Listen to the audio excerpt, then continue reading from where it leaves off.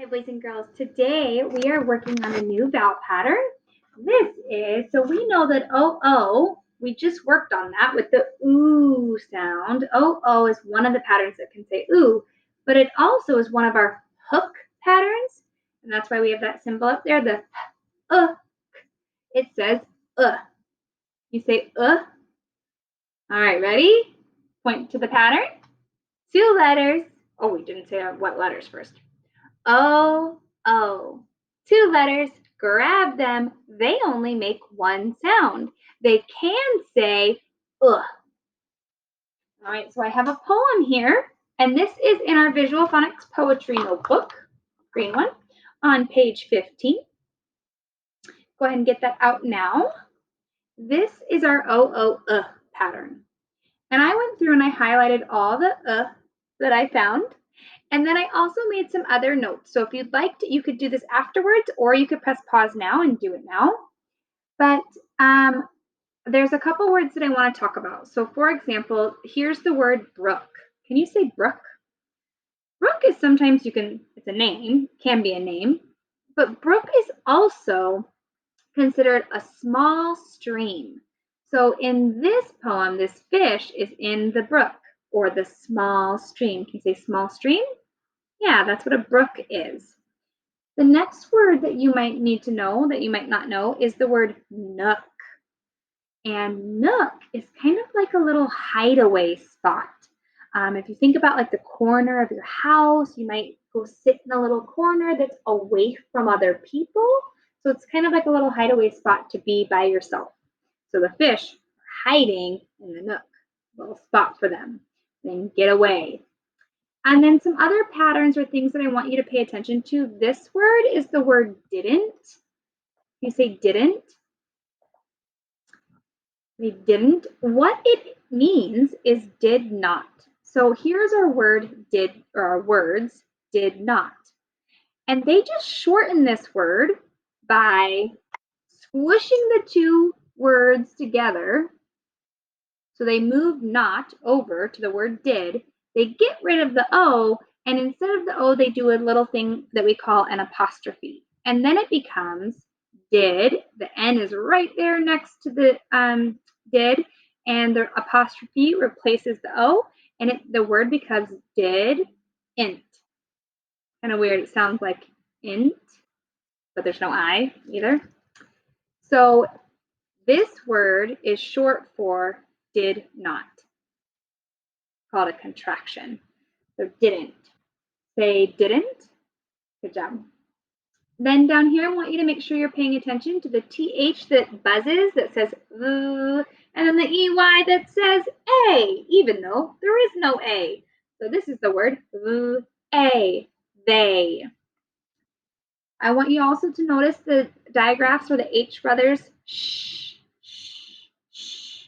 And then we have our pattern, so sh, k, shook. On my little hook above it. And then we have another TH that buzzes, and then the EIR is one of our air patterns, so it points up to the air. So we have air, there. I've also noticed that there's an AI pattern in here that says A, so tails, tails. And I think that is it. The words that we'll talk about today are, or the words that you'll hear with the pattern are, repeat after me, brook, hook, look, took, shook, and nook. Another one I can think of that's not on here is book. We read a book. Notice these all have the OO pattern, but they all also end in a K. So these are all the word families, ook, ook, ook.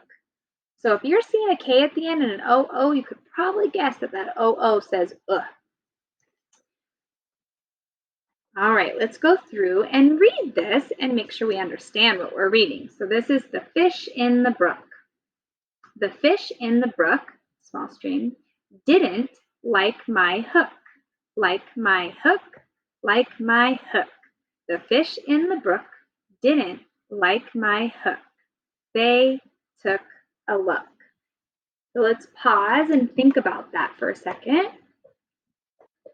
What is this about? We want to track our characters. So there's someone who has a hook, and then there's fish in a brook.